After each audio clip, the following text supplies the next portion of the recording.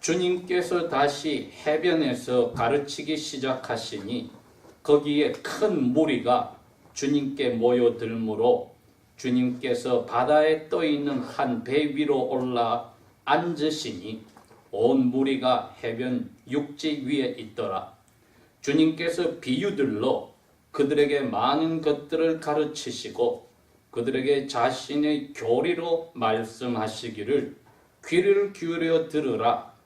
보라, 한 씨 뿌리는 자가 뿌리러 나가서 그가 씨를 뿌렸더니 어떤 씨들은 길가에 떨어져 즉시 공중의 새들이 와서 그것을 먹어버렸고 어떤 씨들은 흙이 많지 아니한 돌밭에 떨어지니 흙이 깊지 아니하므로 즉시 싹이 나오나 해가 솟아오르자 시들어 버려서 뿌리가 없으므로 그것이 말라버렸고 어떤 씨들은 가시나무들 사이에 떨어짐에 그 가시나무들이 돋아나 그것을 질식시켜 버림으로 열매를 맺지 못하였고 다른 씨들은 좋은 땅 위에 떨어짐에 싹이 나고 자라서 열매를 맺었으니 어떤 것은 30배로 어떤 것은 60배로 그리고 어떤 것은 100배로 맺었느니라 하시고 주님께서 그들에게 말씀하시기를 듣는 귀들이 있는 자는 들을지어다 하시니라.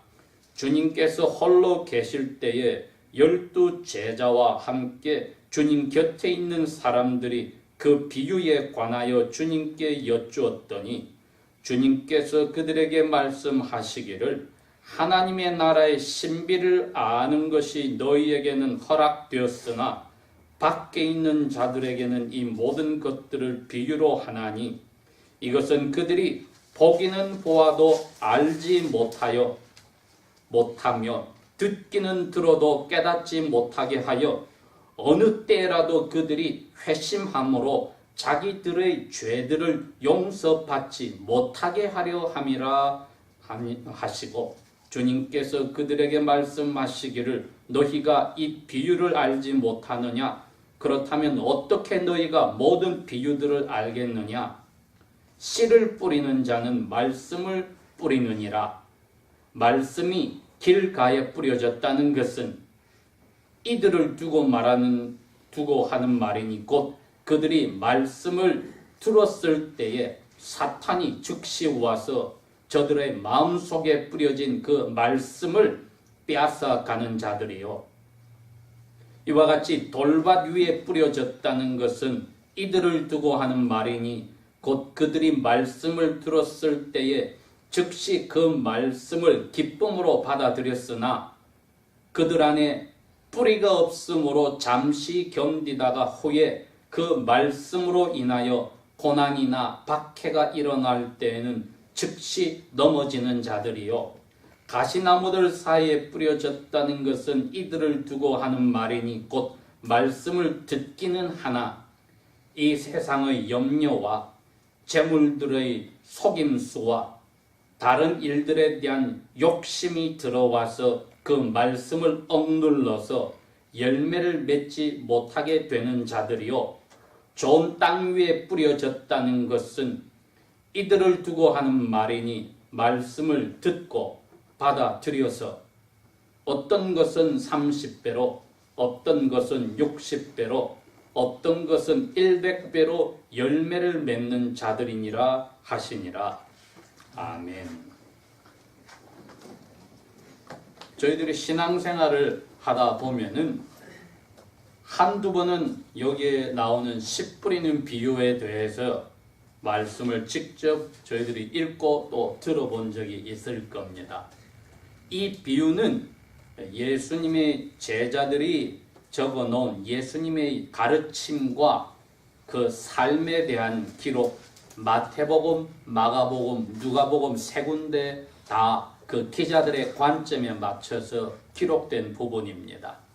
특별히 오늘 이 마가복음 4장은 마태복음 13장이나 누가복음 8장에 나오는 관점과 조금 다르게 쓰여져 있지만은 이방인들, 즉 비유대인들을 위하여 쓰신 것이지만 자세히 읽어볼 때에 마가의 다른 글 특징과는 다르게 아주 길게 설명체로 쓰여져 있는 것을 봅니다.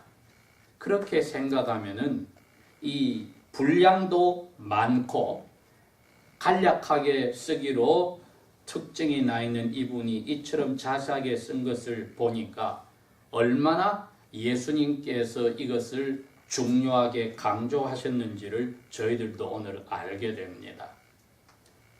이 주님께서 말씀하시는 씨 뿌리는 자의 비유, 이게 무슨 교훈을 저희들에게 오늘 주는지 생각하겠습니다. 비유란 말 자체가 이 성경에서 구약 성경에도 신약 성경에도 나오는데 이것은 하시는 이야기에 이름을 붙여서 비유라고 하였습니다. 이야기는 사람들이 듣고 깨닫게 하는 데 목적이 있는데 비유의 형식을 취할 때는 듣는 사람이 알지 못하고 깨닫지 못하게 하는 데 목적이 있습니다.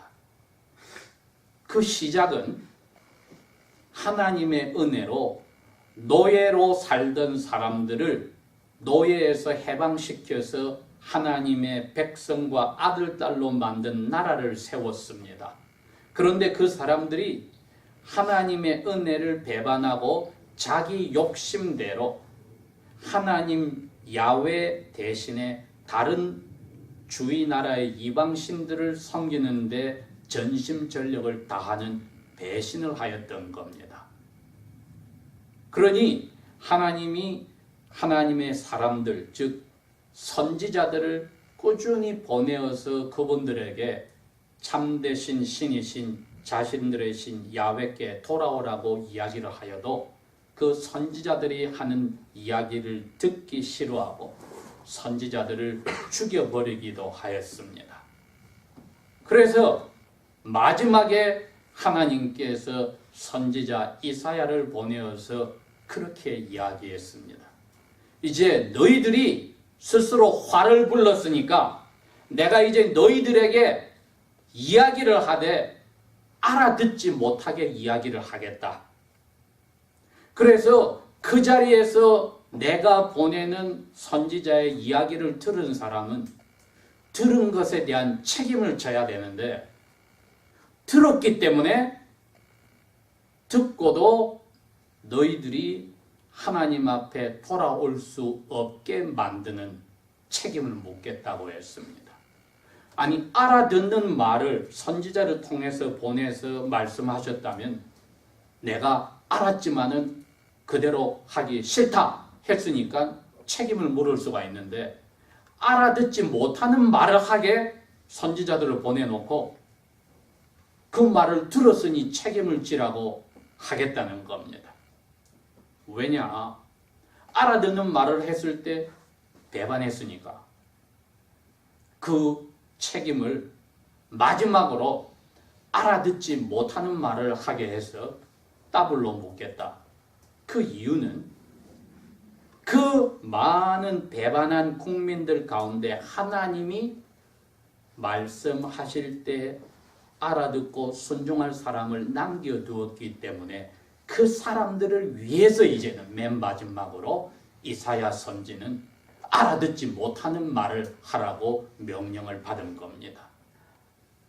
그러니 알아듣는 말을 할 때도 알면서 지키지 않는 사람들을 위해서 이제 찾아오신 게 아니라 그때도 듣고 순종한 소수의 사람들, 불순종한 대다수의 사람들 때문에 순종하여서 고통을 받던 사람들, 선지자 자신들을 포함해서 선지자의 말에 귀를 기울이고 참된 신에게 돌아오려고 했던 그 소수의 사람들을 위해서 하나님이 주신 은혜의 기회입니다. 그러나 그 자리에는 대다수가 믿지 않고 배반하는 국민이 같이 있으니까 대부분의 사람들이 이게 무슨 말이지 못 알아들을 때 순종하였던 그 극소수의 인내하고 고통을 받으며 살던 분들은 가뭄의 단비와 같은 말씀이 됩니다. 그때 그 이야기체를 비유라고 하였습니다. 예수님이 오셔서 그 1000년 동안의 이스라엘 나라에 불순종하던 사람들에게 와서 이야기합니다. 제일 중요한 이야기, 즉 그 이스라엘 사람들이 지금 2000년이 지난 오늘까지도 기다리는 하나님이 세우시는 나라에 대해서 이야기를 합니다. 그게 하나님의 나라입니다. 그런데 하나님의 나라에 대해서 이야기하실 때마다 비유로만 이야기를 하십니다. 그 말은 이스라엘 사람 대부분은 1000년 동안에 조상들과 똑같이 알아듣는 말을 하면은 노하고 불순종하는 사람들이 대부분이니까 그 가운데 순종하려고 고통을 받았던 같은 민족 불순종하는 대부분의 사람들 때문에 고통을 받던 순종하는 소수들에게만 알아들으라고 하나님 나라에 대해서 비유로 이야기를 하십니다. 오늘도 그렇게 되었습니다. 바닷가에 여러 도시에서 많은 사람들이 예수님 이야기를 들으러 왔다고 했습니다. 제가 이것을 이번에 깨달은 게 뭐냐면 예수님의 음성이 보통 큰 게 아니다 생각을 했습니다. 적어도 몇백 명, 2000명, 3000명이 될 수가 충분히 있는데 한 번씩 그렇게 여러 도시에서 사람들이 모여서 이슬, 사흘, 나흘 예수님과 함께 이야기를 들었다면은 그 사람들에게 다 전파하려면은 오늘처럼 메가폰이 있는 것도 아무것도 아니고 더군다나 바닷가에 파도도 치고 바람도 많이 부는데 그 수백 명, 수천 명에게 들리게 하려면 엄청나게 음성이 커야 안 되겠습니까? 그런데 바닷가라는 것이 주로 어떻습니까? 경사져서 내려가잖아요.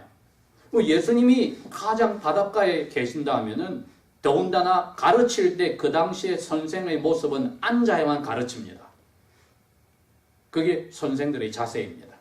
오늘날 선생님은 가르친다 할 때 서지만은 그 당시에는 레바이들은 가르친다 할 때는 이야기하다가 앉으시는 순간에 사람들이 이제 교리를 가르치시는구나 하고 알게 되는데 예수님이 거기서 앉아버리시면 그 바닷가 경사에 있는 분들이 어떻게 예수님을 다 듣고 알아보겠습니까? 그래서 예수님이 바다에 떠있는 배 한 척 위에 들어가셔서 거기에서 크게 이제 앉아서 소리를 발하셔서 이 가르침을 주셨다는 겁니다.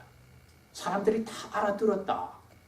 그런데 1000년 동안에 자기 조상들과 똑같이 무슨 말인지 모르는 이야기만 하시는 겁니다. 제자들에게 그렇게 표현했습니다. 예수님이 하나님 나라의 신비들에 대해서 내가 지금 이야기를 하고 있는 거야.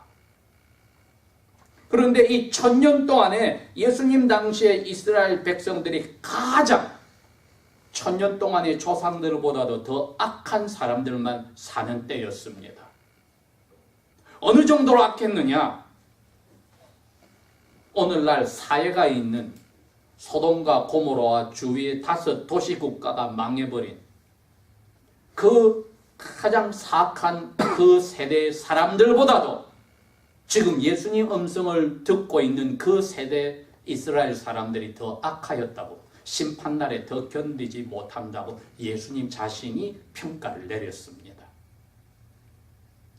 오늘 저희들이 예수님이 하신 이 어두운 말, 비유란 뜻이 글자 그대로 어두운 말이라는 뜻입니다. Dark sayings, 어두운 말이다.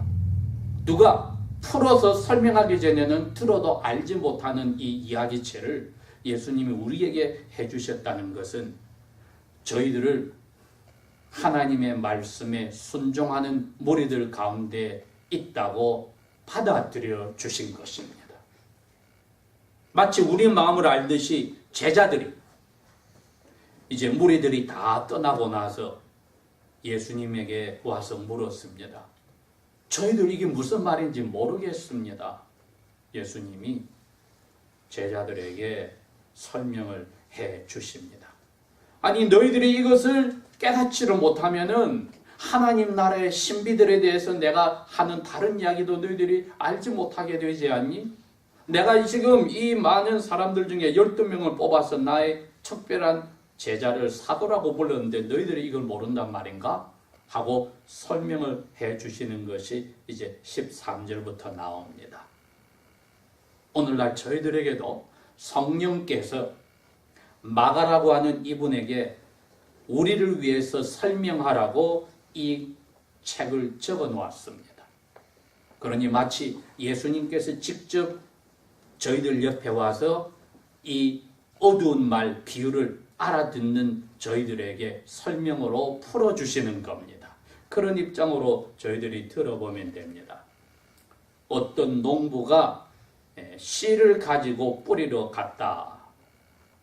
다른 말씀에는 그 농부가 바로 하나님 아버지라고 이야기를 했습니다.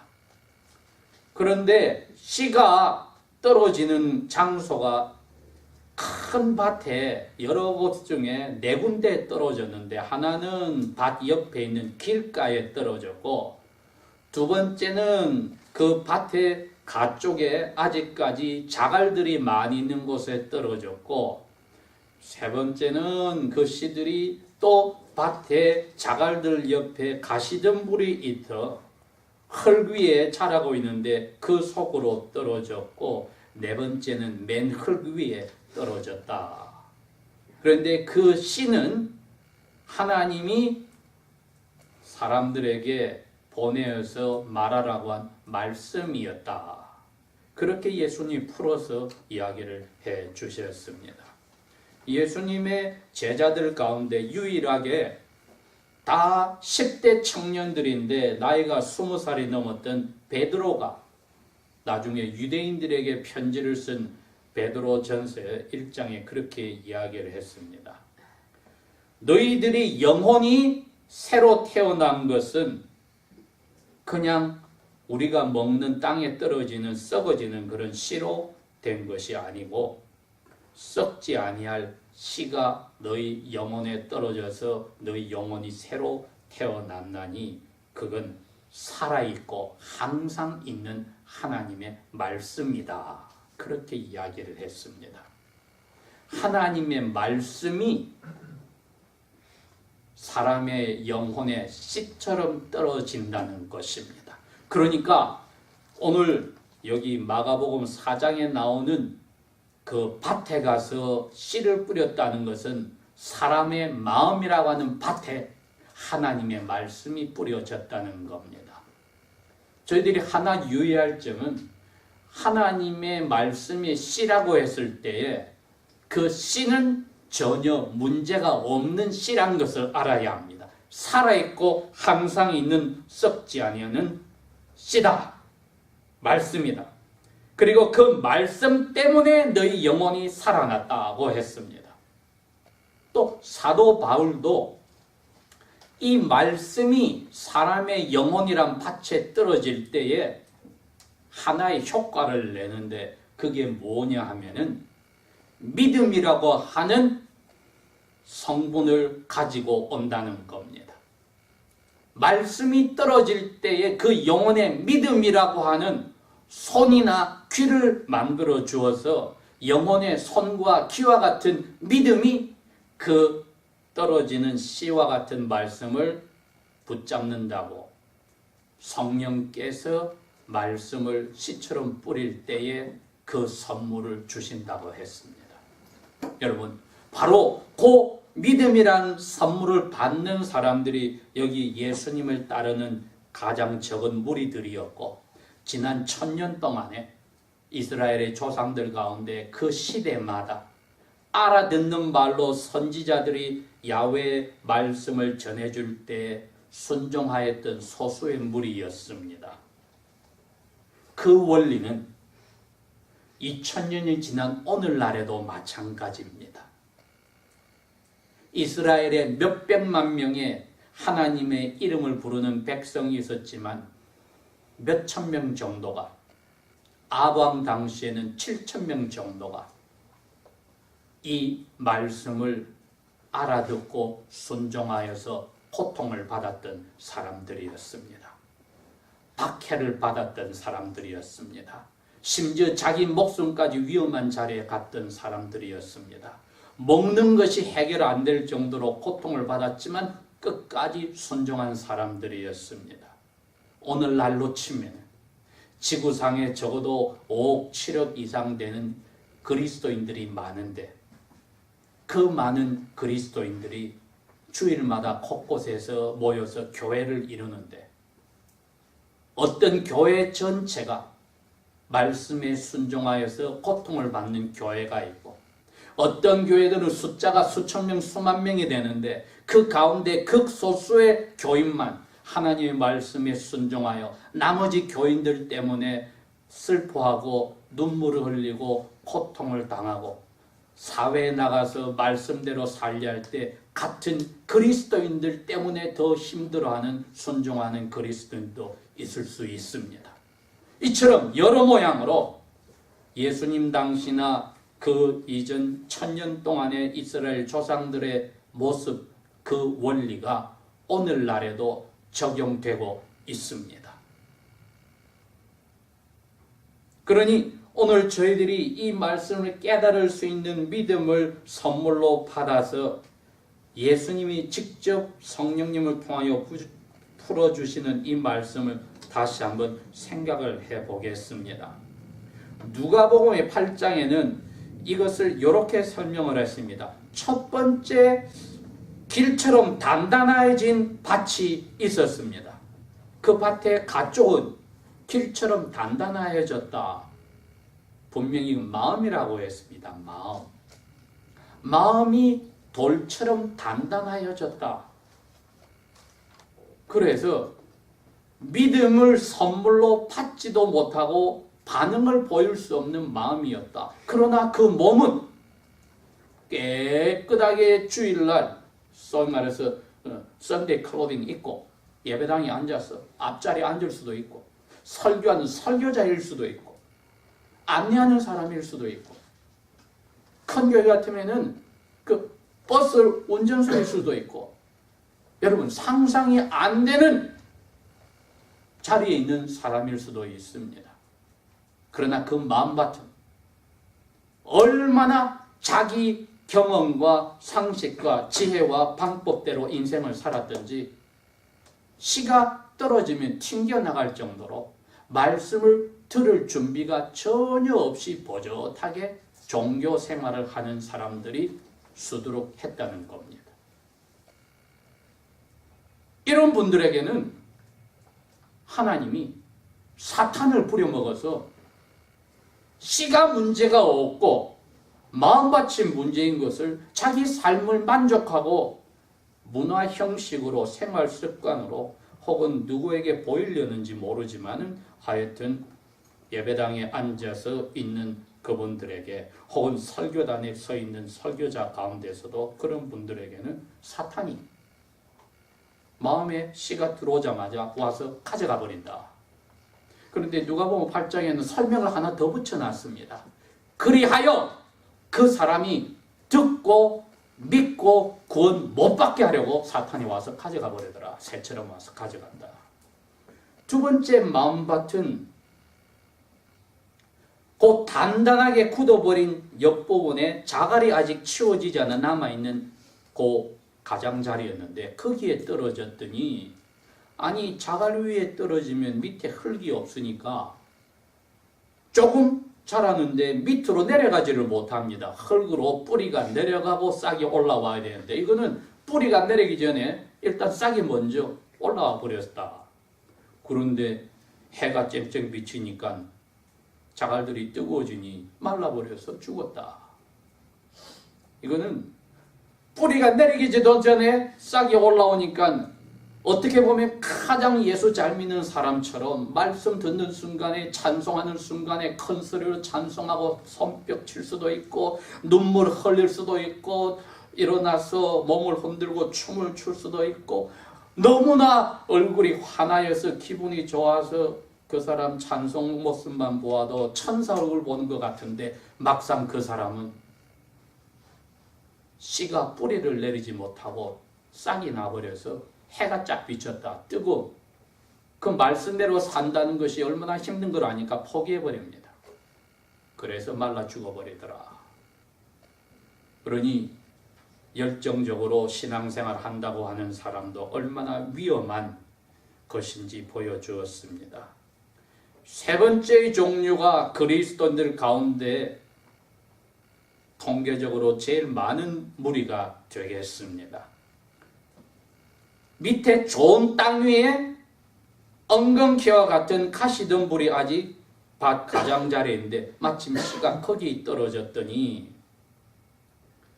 엉겅퀴들이 좀 더 자라나서 밑에 씨가 뿌리를 내려서 이제 싹이 나서 올라오는데 기온을 맞기 시작을 하더라. 씨는 여전히 문제가 없습니다. 예수님은 그것을 이렇게 표현했습니다. 이 엉겅퀴란 것이 이 사람이 마음에서 씨를 받아서 말씀을 받아서 이제 뿌리를 내리고 이제 생활에서 자라가지고 올라오는데 엉겅퀴도 같이 자라가지고 점점 올라오는 그 식물의 기운을 막아버리더라. 그게 뭐냐? 예수님이 제자들에게 세 가지로 설명을 했습니다.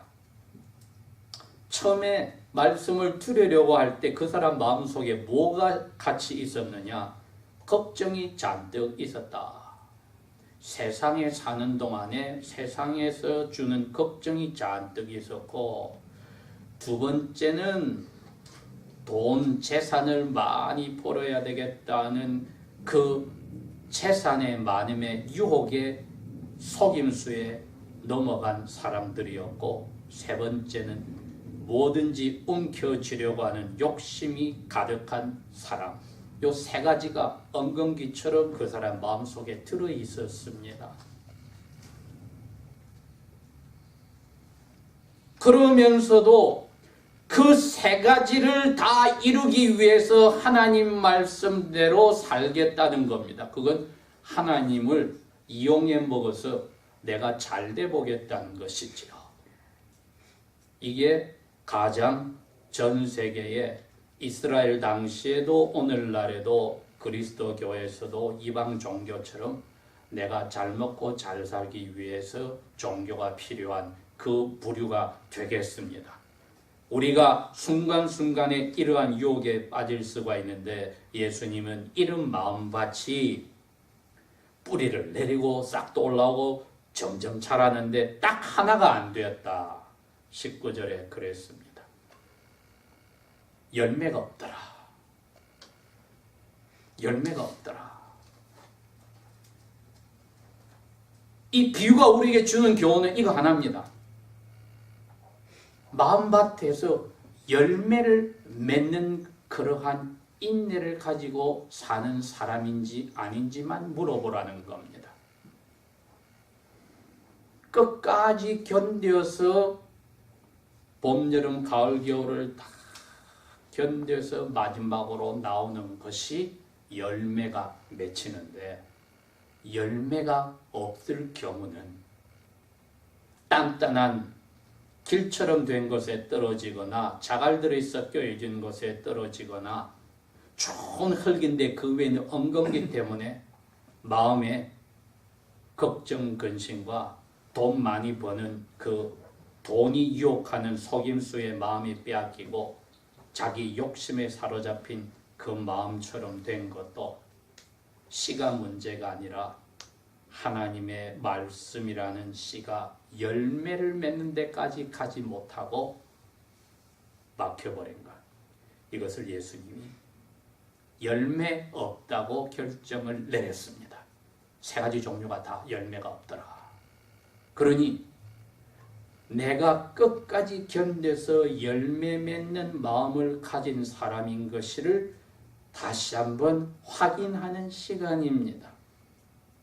좋은 땅이란 것은 바로 그겁니다.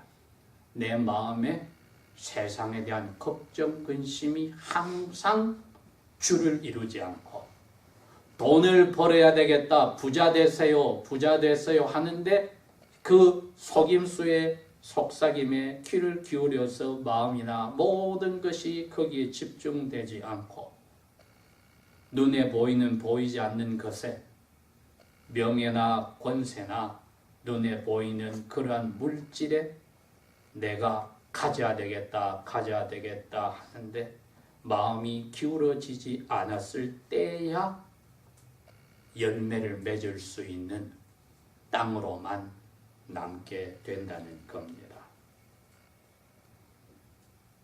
그러니 이것이야말로 참된 열매라고 했을 때 야고보 선생은 그러한 열매를 맺는 사람은 말씀을 듣기만 하고 실천하지 않는 사람이 아니라 말씀을 듣고 선한 행실을 행하는 사람이라고 표현을 했습니다.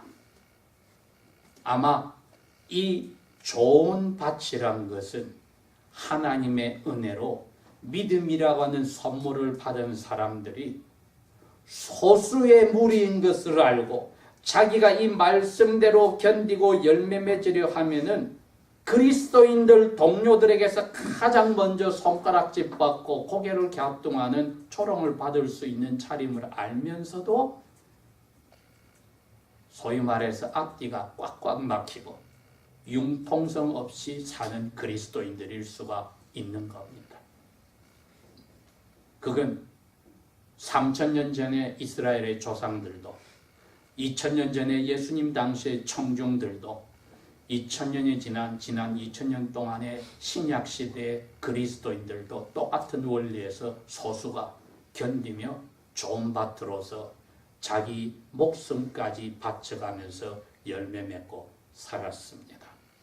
우리가 이 밭이 아닌 이상은 의미 없는 종교 생활로 끝나는 비참한 자리에 들어갈 수 있음을 생각하면 말씀을 듣기만 하고 나의 생각도 무엇도 바뀌지 않고 나를 위해서 말씀을 이용해 먹는 욕심에 사로잡히게 된다면 이건 비참한 일이요.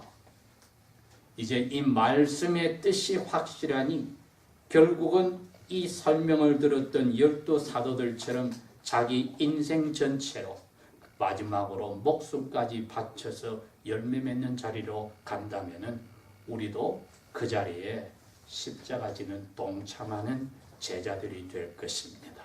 기도하겠습니다. 성령께서 우리에게 믿음을 선물로 주시고 열매 맺을 수 있는 순종의 영혼으로 바꾸어 주심을 감사합니다. 우리의 순종이 주님 오실 때에 두 손 들고 환영할 수 있는 삶으로만 가도록 이끌어 주십시오. 유혹도 핍박도 부끄러움도 모욕과 질시도 주님처럼 즐겁게 받고 따라가게 도와주십시오. 예수님 이름으로 감사 기도합니다. 아멘.